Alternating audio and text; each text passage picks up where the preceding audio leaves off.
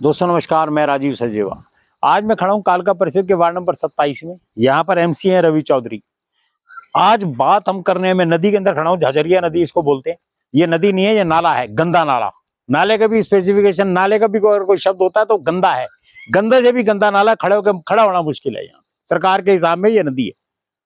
आज मैं बात करूंगा आपसे इस डंगे के बारे में। ये डंगा आप देख रहे होंगे।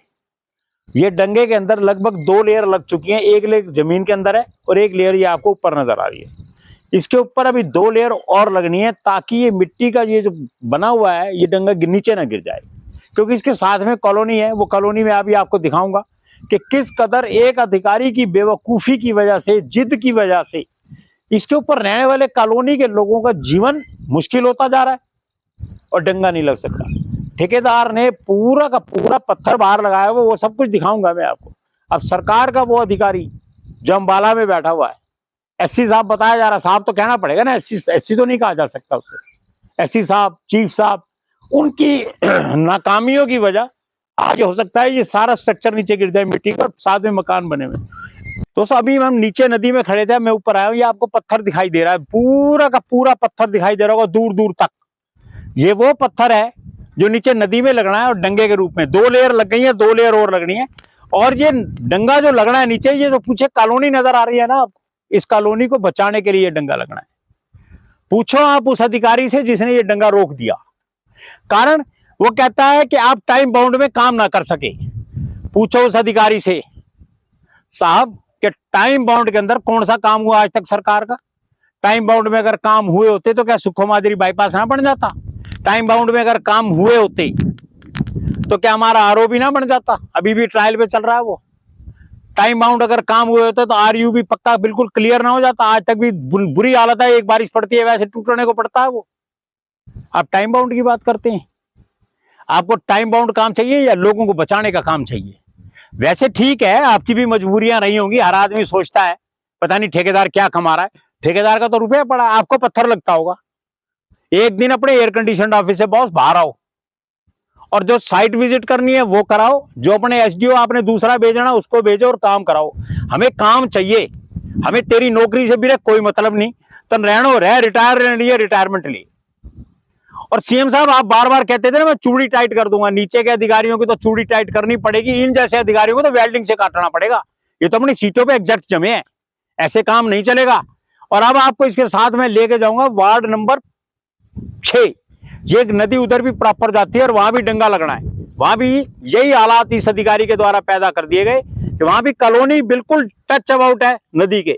जैसे ये कॉलोनी नदी की है और ये जैसे पानी का फ्लो आता जाएगा, ये नदी का डंगा गिरता है तो कॉलोनी के मकानों को चोट पहुंच सकती है। अब मैं आपको लेके चलता हूँ वार्ड नंबर 6 में। वार्ड नंबर 6 के एमसी श्री महेश शर्मा जी, जिनको लोग प्यार से, बड़े प्यार से टिंकू शर्मा जी कहते हैं। वो जो अभी आपको झंझरिया नदी की वीडियो हम बना के आज दिखा रहे हैं, वो इनके वार्ड से होकर निकलती है। एक जगह इनका भी डंगा निकलना है।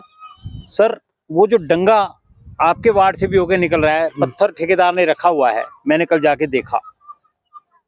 तो अगर डंगा नहीं लग रहा उसके क्या रीजन है? आपकी कहीं बात हुई है उस बारे में या ऐसा कुछ? ये जो डंगा था, ये मेरे ख्याल से जो आपदा आई थी जी, उसके बाद वहां पर बहुत नुकसान हुआ था जी, उसके बाद मैंने इरिगेशन विभाग को ये लिख के दिया था जी, जिसके अंदर ये 2 साइड थी, एक रामबाग पुल के पास और एक ये गंगा कॉलोनी जी, जिनका अमाउंट लगभग 80 लाख के करीब पास हुआ था।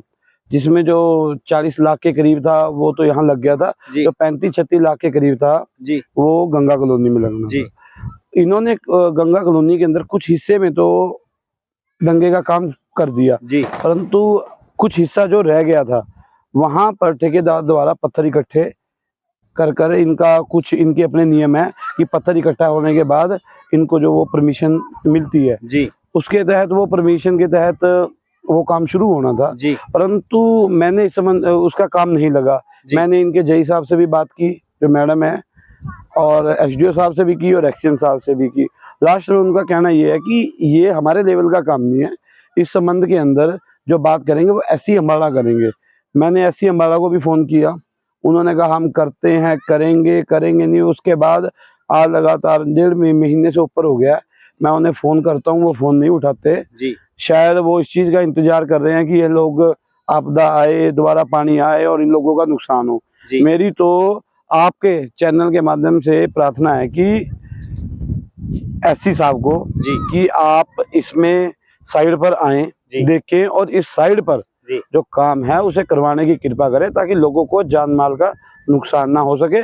इस संदर्भ में हमारी नव निर्वाचित विधायक शक्ति राणा जी को मैं मिलूंगा जी और उनको इस बारे में अवगत कराऊंगा और हमें पूरा भरोसा है कि हमारी नव निर्वाचित विधायक श्री शक्ति रानी शर्मा जी इस कार्य को कराने में हमारा पूरा सहयोग करेगी। धन्यवाद।